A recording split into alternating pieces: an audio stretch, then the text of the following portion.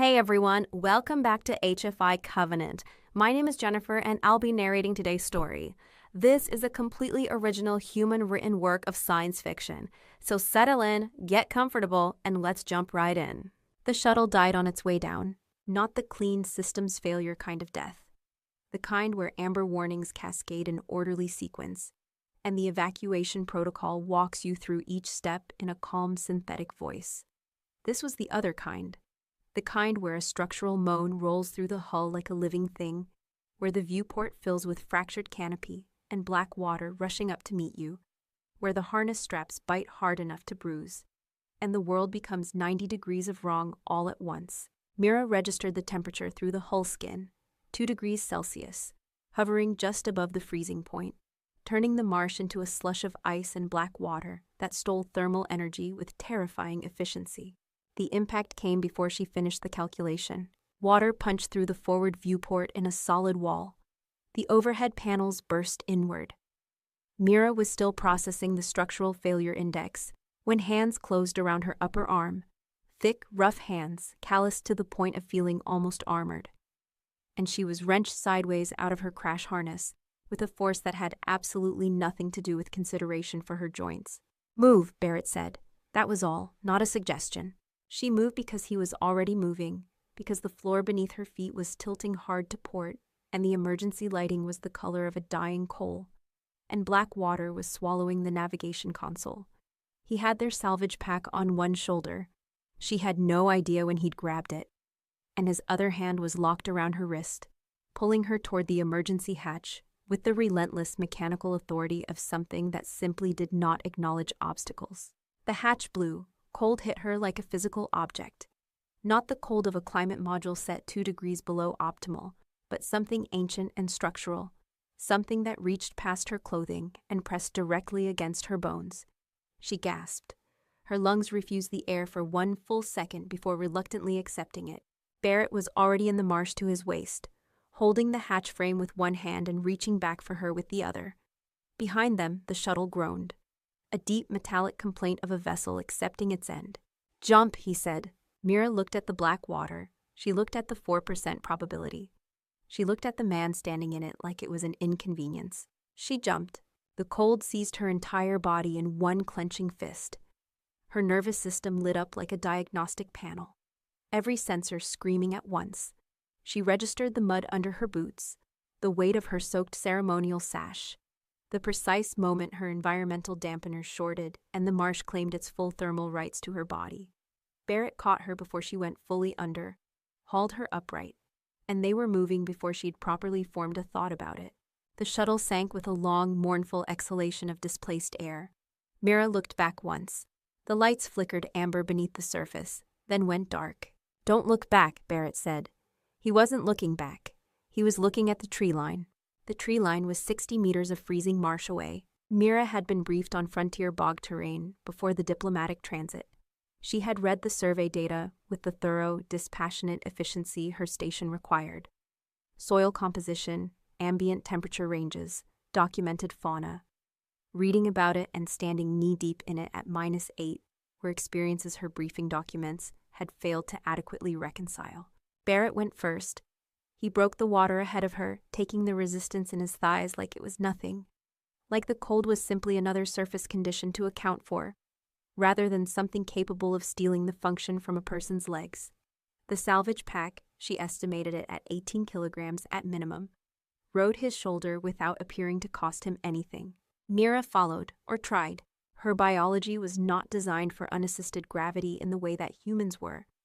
Sylvani musculature developed in the context of support systems, environmental assists, optimized transit, the quiet and pervasive scaffolding of a technological civilization that had long ago decided physical exertion was a historical footnote.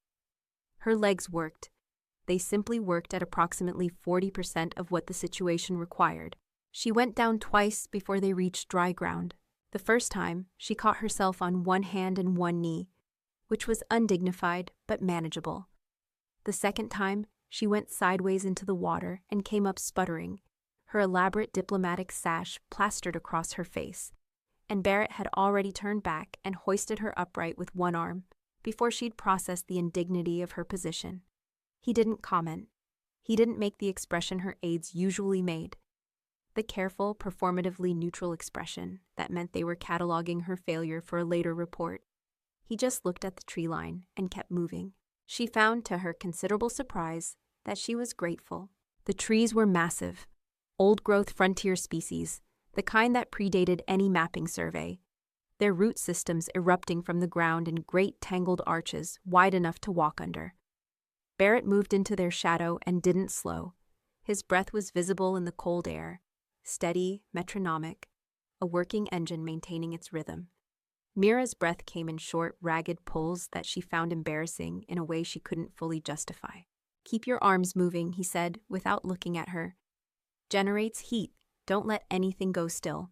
"My environmental dampeners are non-functional," she said. Her voice came out steadier than she expected. "My thermal regulation is entirely passive at this point. The statistical probability of—" "Arms moving," he said. "I heard the statistics. You did not hear them. I hadn't finished stating them. I know what they are." He glanced back at her then, briefly. His face was— She filed this observation away, not unkind. Hard, certainly.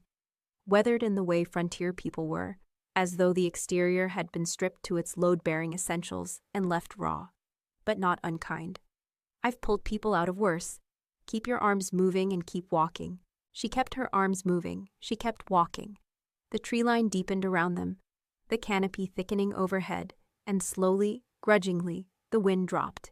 Mira watched him move ahead of her and noted, with the academic precision she applied to everything, the particular quality of his endurance. It wasn't the performance of effort.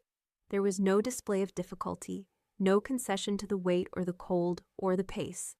He simply continued with the unremarkable authority of something built for exactly this. And she found herself tracking his footsteps precisely, placing her feet where his had already broken the ground. It was, she thought, a deeply illogical thing to find reassuring. She found it reassuring regardless. Night came fast on the frontier, not the graduated dimming of a climate-managed habitat transitioning between light cycles. A hard, sudden withdrawal of warmth and visibility, as though the planet had simply decided to be done with the day and moved on without consultation. Mira's body began its shutdown in increments she could monitor with detached precision.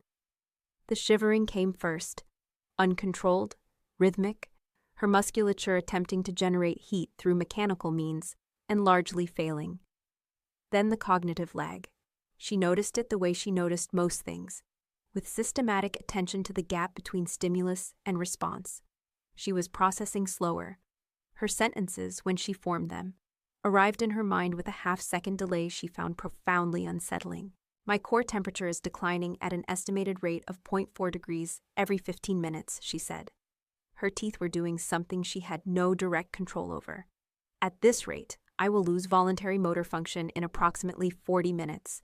Barrett said nothing. He was moving through the trees with a hand lamp, its beam cutting across the root systems and the dark spaces between them.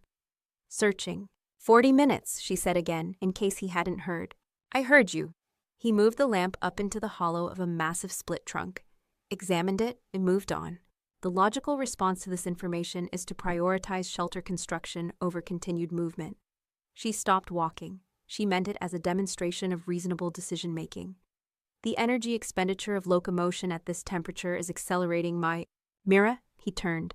The lamp was at his side, and in the darkness she could only see the broad outline of him, the salvage pack a dark hump at his shoulder. "Stopping is how you die. Moving is how you stay alive. Those are the two options. You are not accounting for the statistical— I am not interested in the statistics."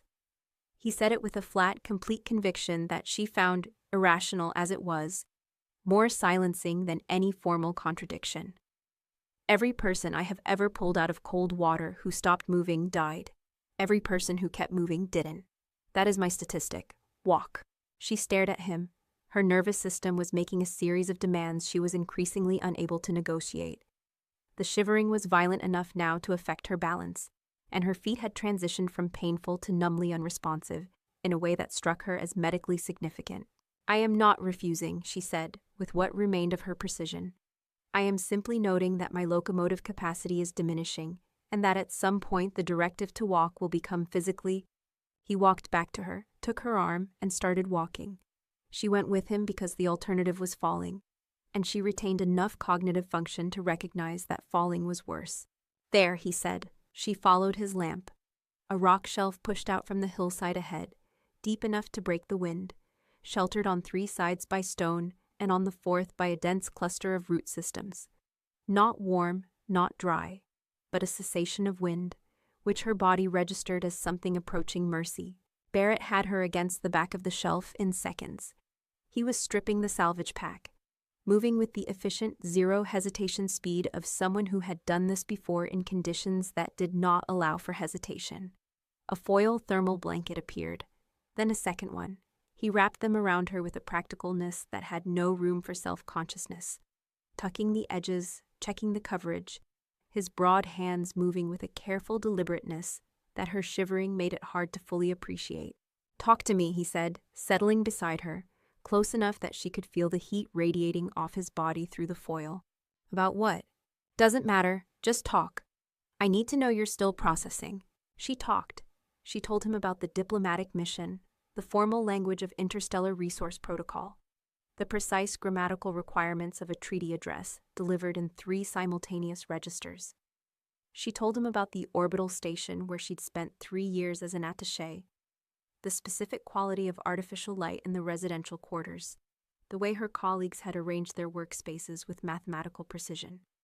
She told him things she would not ordinarily have told a wilderness guide, because her body was shutting down by degrees, and he was asking her to stay present, and she found distantly, analytically, that she wanted to stay present. He listened. He didn't interrupt, and slowly, grudgingly, her temperature stabilized. She heard it before she understood what she was hearing, a displacement of air, a shift in the quality of the silence, the particular kind of silence that isn't empty but is instead full of something that has decided to stop making sound. Mira had no framework for this in her experience. She had environmental audio systems and sonic dampening and calibrated ambient noise profiles. She did not have, in any meaningful sense, instincts. Barrett had them. He was already moving before she processed the change. On his feet, hand lamp killed, salvage knife clear of its sheath. He turned in the darkness with an orientation that made no sense to her until she understood that he was tracking something by sound alone, by the pressure of displaced air, by whatever sensory architecture human beings had developed across 10,000 years of being small and edible on a planet that had not particularly cared about their survival. "Tree," he said very quietly. "The big one behind you. Root hollow. Get in it and don't move." She got in it. The hollow was tight and smelled of wet bark and something older, something the soil had been processing for decades. She folded herself into it with the graceless pragmatism of a person who had recently surrendered several opinions about what constituted acceptable physical circumstances. The Veltari came out of the dark like a wall. She had read the survey data. She had seen the classification images. 6 limbs, mammalian, pack hunting distribution, apex predator designation. The images had not communicated the scale. Nothing in her professional experience had prepared her for the sound of that mass moving through undergrowth, the low, resonant vibration of it, the way it seemed to compress the available space simply by existing in it. The thermal hide was pale in the darkness, faintly luminescent at the seams. 6 limbs found purchase on the root systems with sickening ease. Barrett put himself between it and the hollow. She wanted to call this suicidal. Her probability modeling strongly suggested this was suicidal. Instead, she watched. What followed was not a fight in any sense she had a clean word for.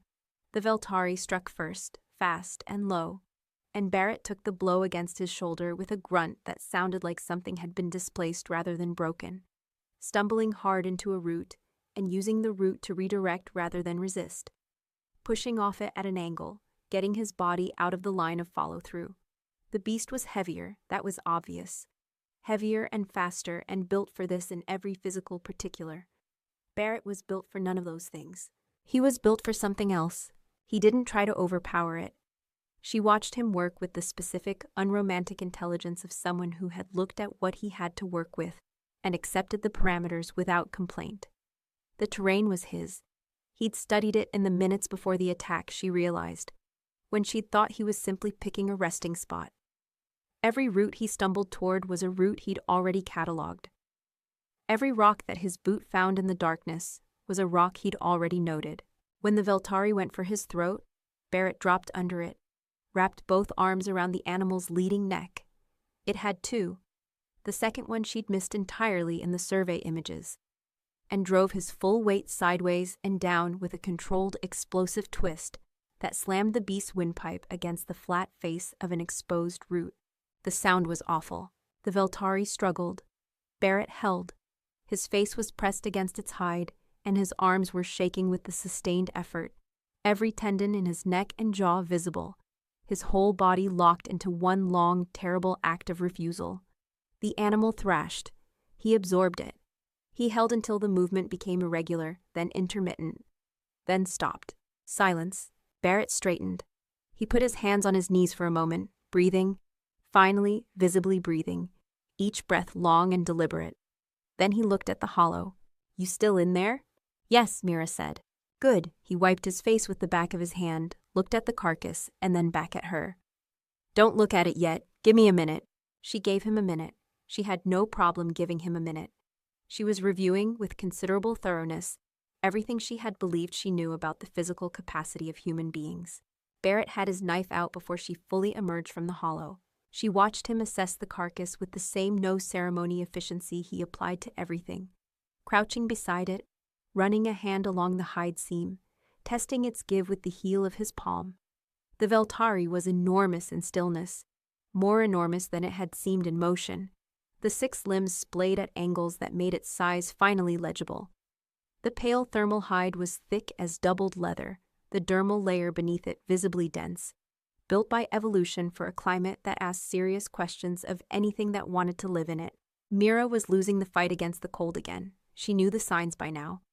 The shivering had upgraded from rhythmic to structural, her whole body shaking in a way that was no longer about generating heat, and was instead about her nervous system's increasingly frantic communication that something needed to change. "I'll have you warm in 4 minutes," Barrett said, without looking up. She didn't respond to that. She catalogued it, the way she was cataloging many things about him. The specificity of it, the fact that he gave her a number rather than a reassurance. He'd understood something about her without being told. He set the blade. She heard the angle of it change, the sound of steel finding a gap in the dermis and pressing, and then a sound she had no word for, a grinding structural resistance, and then a sharp report like a branch breaking. Barrett stared at his knife. The blade had snapped at the base. The tip was buried somewhere in the Veltari's dermal layer, the handle still in his fist, the broken edge catching what little light the hand lamp threw. He was quiet for a moment, just looking at it. She had time to form the thought. There are no options. This is the end of the available options. And then Barrett set the broken knife handle down, rolled his shoulders once, and crouched beside the carcass with a focused attention that she recognized, now, as his version of a plan. She watched him find the seam. Barrett set the blade at the seam, driving it in with a heavy rhythmic pulse of his palm to create a pilot notch. The steel groaned under the lateral pressure, then snapped with a sharp report like a branch breaking. He didn't curse. He reached into the small, jagged incision the broken tip had managed to start, hooked his fingers into the raw edge of the dermal layer for a true anchor point, and braced his boots against the ribcage. Nothing prepared her for what she witnessed in the next 90 seconds. It was not clean. It was not fast. It was the most fundamentally physical act she had ever seen performed by a living creature. Barrett's entire body recruited into a single sustained application of force, his boots driving into the dead Veltari's ribcage for leverage, both arms hauling back against the hide seam with everything he had. The sound was biological and wrong, and would live in some particular archive of her memory for the rest of her life. The hide resisted. He refused the resistance. The seam stretched, tore, extended. His hands were red. His jaw was set in a line so hard it looked architectural. The hide gave. It came free in a section from throat to mid-torso, steaming with retained biological heat in the cold air, and Barrett staggered back 2 steps with the momentum, and then turned and brought it directly to her without pausing, without looking at his hands, without cataloging what he'd just done. without any performance of it at all. He wrapped it around her. The heat was immediate and overwhelming and real. Not foil-reflected warmth, but living warmth. The stored thermal energy of 200 kilograms of apex predator pressed against her from every direction, dense and radiating and absolute. Her nervous system, mid-emergency signal, stopped. Her shivering, in a span of seconds she could have counted, quieted. Barrett knelt in front of her and checked her face with the lamp, tilted her chin up with one bloody hand, looked at her pupils. "There you are," he said quietly. Mira looked at him, at the blood on his hands, dark in the low light, at the carcass behind him, its hide now warming her alive, at his face, which was very calm, and which was, she recognized this with the same precise attention she gave to everything, the face of someone who was genuinely, without performance or agenda, glad that she was all right. She had no framework for this. She filed it carefully and said nothing. Morning arrived gray and reluctant. Mira woke inside the Veltari hide, which had cooled overnight from its immediate biological intensity to something approximating a very dense, very effective insulation layer. Her core temperature, she assessed, was within functional range. Her extremities were operational. She was alive, which the previous night's statistical modeling had assessed as unlikely. Barrett was already awake. He was sitting at the entrance of the rock shelf, looking at something in his hands with an expression she had not yet catalogued. Not his working face, not his listening face, not the contained calm he'd worn through the night's violence. This was something flatter, something careful. "You're looking at my sash," she said. "I am." He didn't look up. "When did you put this on last?" "Yesterday morning. My attendants dressed me for the diplomatic transit." She sat up slowly, managing the hide. "The sash is ceremonial. Rank designation and formal." "Does it smell sweet to you?" She paused. "I hadn't." She reached for it, raised the edge to her face. The smell was there, once she focused on it. Rich, cloying, an organic sweetness that didn't belong to any dye or fabric treatment she recognized from her wardrobe protocols. "What is that?" she asked, though the particular quality of his stillness was already informing her that she wasn't going to like the answer. Veltari attractant. He turned it over in his hands. The inner seam of the decorative border, an elaborate stitched pattern that she'd given no thought to in years of wearing the formal insignia, was slit cleanly under his examination, as though it had always been designed to open. "It's synthetic, concentrated enough that you'd broadcast it to every Veltari within 2 kilometers. And..." He reached into the seam with 2 fingers and withdrew something small enough to sit on his thumbnail. A disc of matte gray composite, barely visible. "This is a locator ping." The silence that followed was very long. Barrett set the disc on the rock beside him, looked at it for a moment, and then pressed his boot down on it with a controlled, deliberate force. She heard the component crack. He ground it flat without hurry. "They weren't just there," she said. She heard her own voice from a slight distance, the way one heard things when the mind was working faster than its surroundings. "The Veltari last night. They weren't, the crash site didn't attract them. No, they were drawn to me specifically." She was constructing the sequence with the methodical attention she gave to treaty language, to the architecture of formal propositions. The crash was not mechanical failure, she looked at him. The crash was deliberate. "That's how I read it," Barrett said. He met her eyes without flinching from what was in them. "The attractant and the ping together. That's not opportunistic. Someone loaded that sash knowing where you were going and what kind of territory you'd be in. The crash drops you in the marsh. The attractant makes sure the wildlife finishes it. The ping confirms the location for..." He paused. "Whoever needed to know you were there." "My aides prepared my ceremonial garments," Mira said. "I know. My aides, who remain on the orbital station. And who will expect a recovery team to find wreckage, locator evidence, and a wildlife incident that explains all physical trauma." He picked up the crushed disc between his fingers, looked at what was left of it. Except the ping just went dark. Wherever they're monitoring it, the signal dropped 30 seconds ago, so they know the device was found. Mira processed the full shape of this. It was not complicated. The logical architecture of it, once laid out, was perfectly clear. A staged accident, a biological kill mechanism, plausible deniability, efficient, clean. The kind of elimination that left no political residue. "A recovery team will be dispatched," she said. to confirm the kill. How long? Several hours. They will want to allow sufficient time for natural processes. She met his eyes. They will be armed. Barrett stood, looked at the tree line, and picked up the salvage pack. Then we need to move, he said.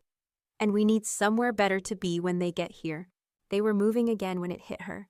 She had thought herself past the acute processing phase. She'd assembled the facts, constructed the sequence, arrived at the operational conclusion. This was how Mira had always managed difficulty, with taxonomy. Name the event, categorize its components, derive the appropriate response, continue. It was an entirely functional system. It had served her throughout 12 years of diplomatic practice.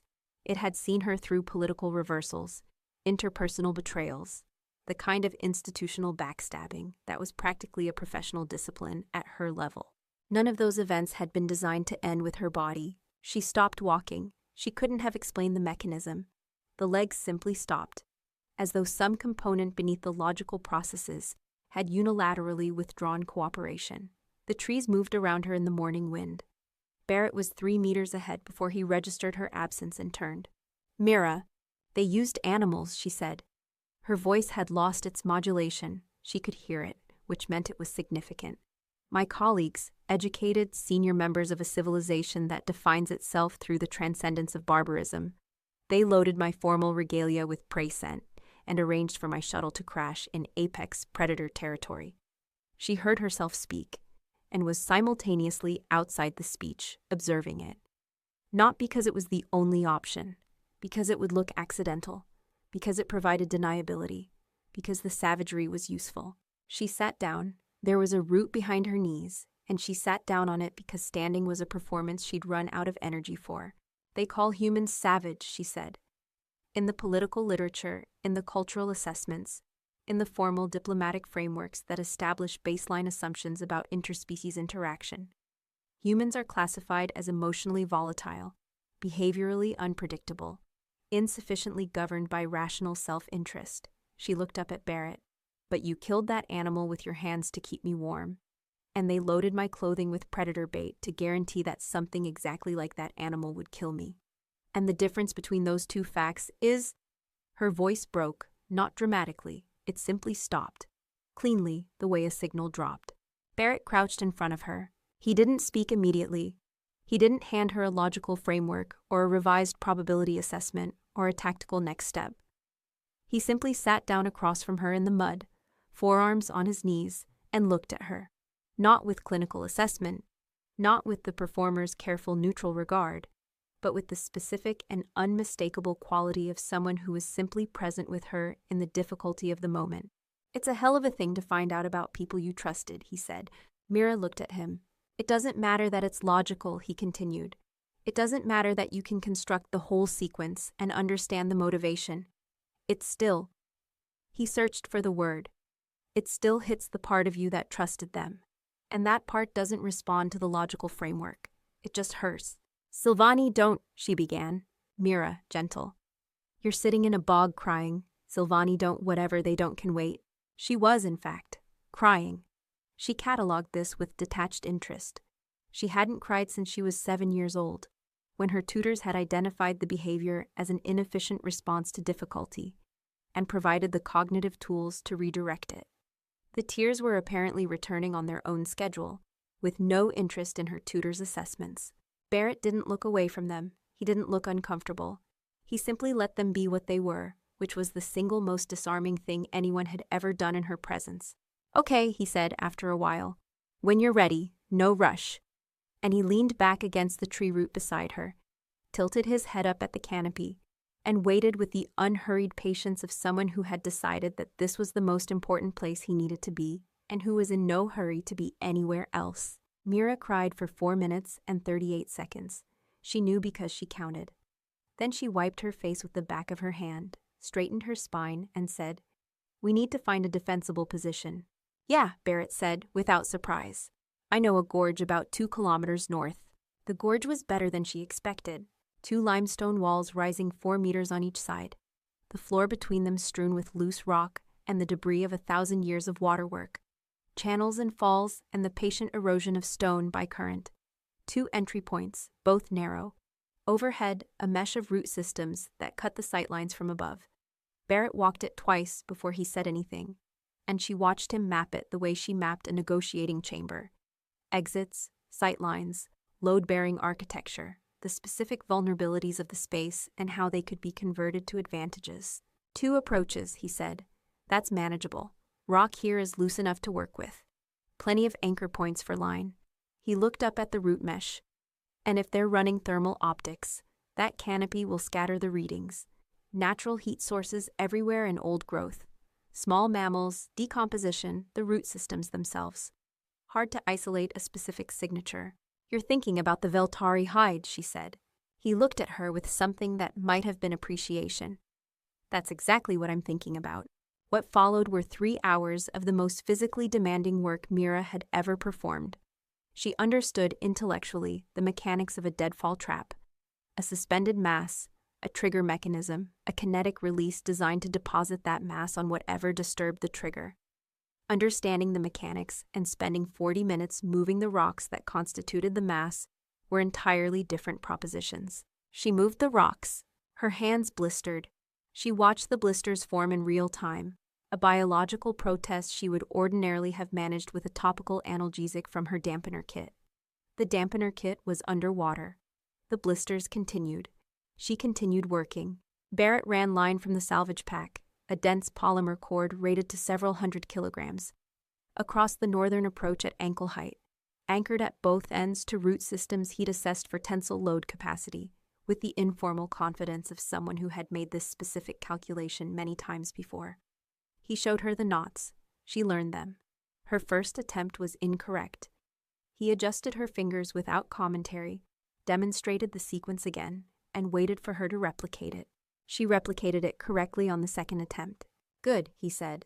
Mira held the finished knot and felt something she did not have immediate words for, a physical satisfaction, entirely disproportionate to the objective significance of a correctly tied polymer knot. The recognition, perhaps, that her hands had done something that mattered in a direct kinetic cause-and-effect way, that no treaty clause or formal address had ever produced. Why does this feel different? She said, not quite to him. Barrett was running the second line across the southern approach. Because it is different, he said. You built something with your own hands that might save your life. Your body knows that. It's supposed to feel like something. My people would find this conversation deeply uncomfortable. Your people put predator bait in your formal wear, he said, without inflection. I'm not taking their read on what's comfortable. She helped him with the second deadfall, lifting and placing and anchoring with greater efficiency now.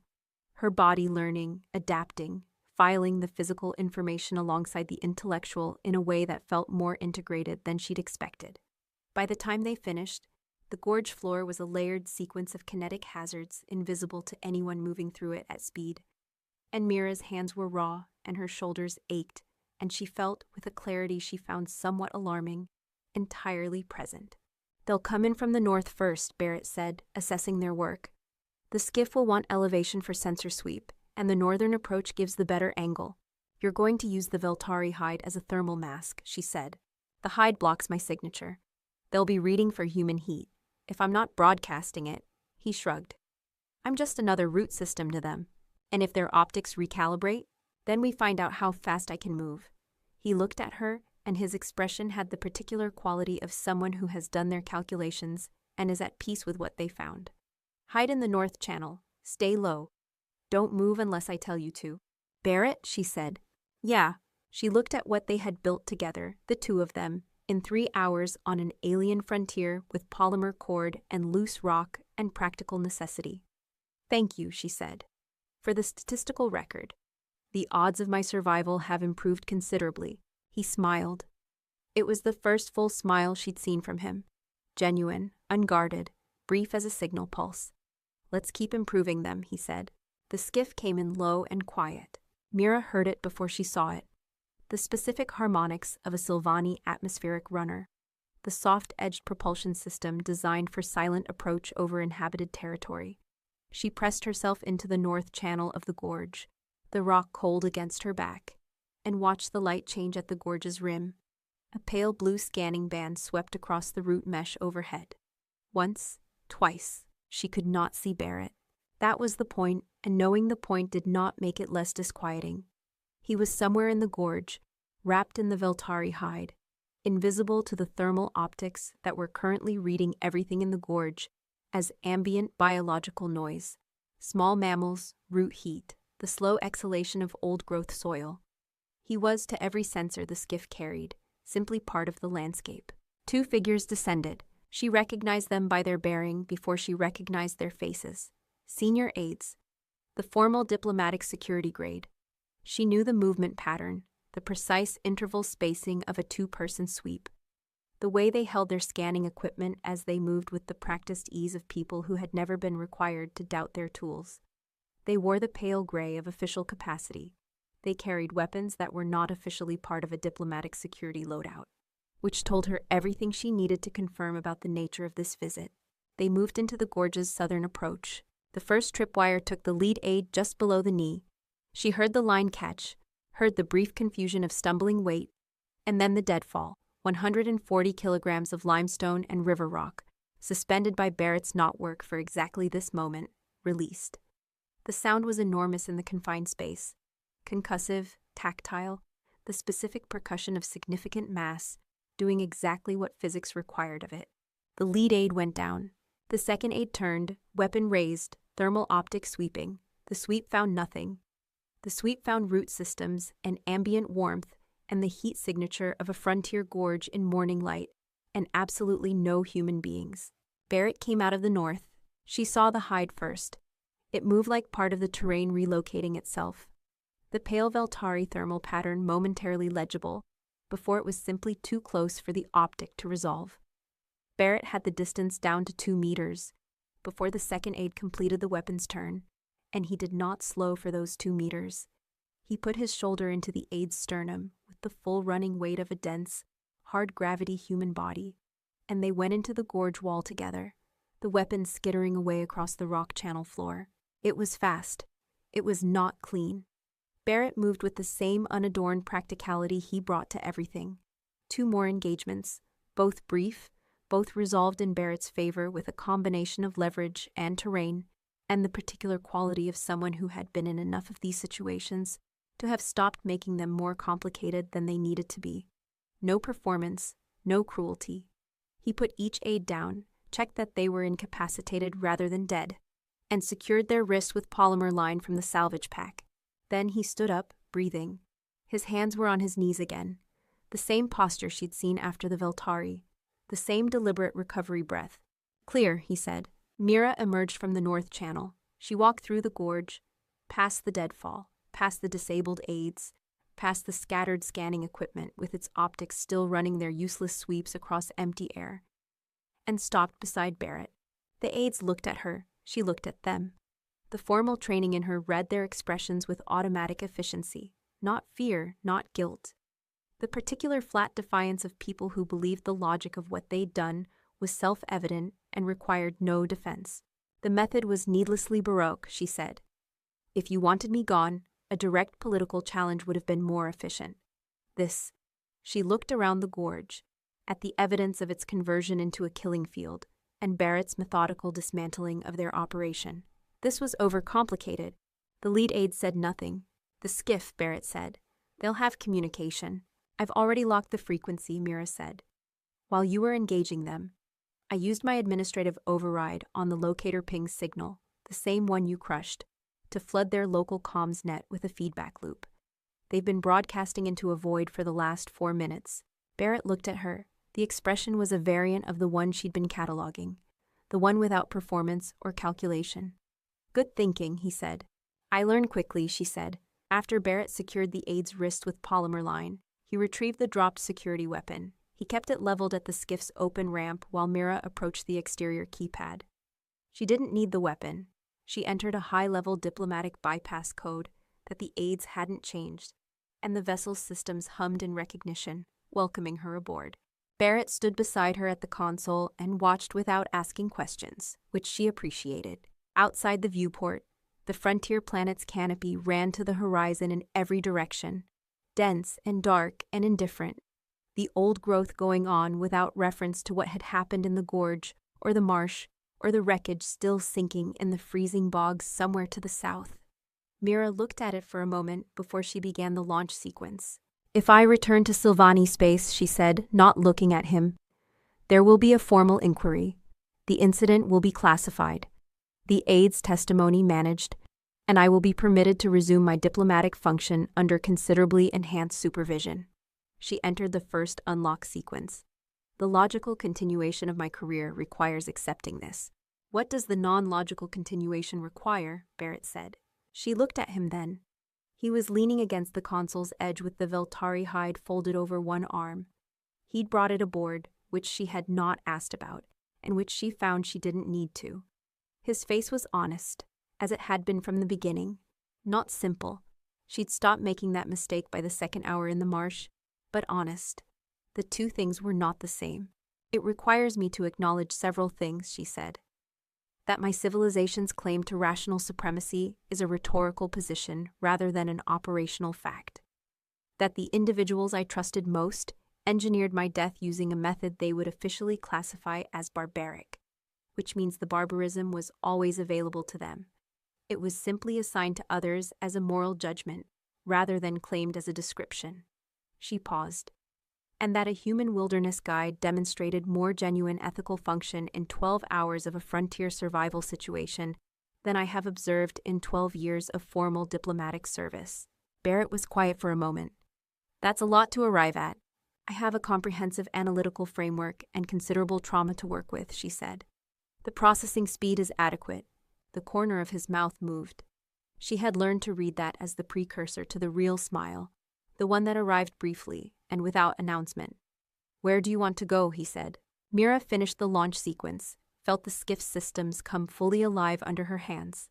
She thought about the orbital station, its precise artificial light and its arranged workspaces, and its population of people who had read the same briefing about human emotional volatility, and concluded that this was the relevant fact about the species. She thought about the dead certainty of returning to the known architecture of her life. "Human space," she said, "specifically wherever your operational base is. I have diplomatic credentials, a thorough knowledge of Silvani political infrastructure, and a recently revised understanding of what constitutes genuine civilization." She looked at the canopy through the viewport. "I also appear to have acquired a functioning set of kinetic trap building skills, and an unusual amount of information about Veltari dermal seam biology, which I suspect is marketable on the frontier." "The knots were good," Barrett said. "Second attempt. Most people need 5. I told you, I learn quickly." The skiff lifted. The canopy fell away beneath them, the gorge becoming a crease in the dark green, then a detail, then indistinguishable from the general immensity of the frontier.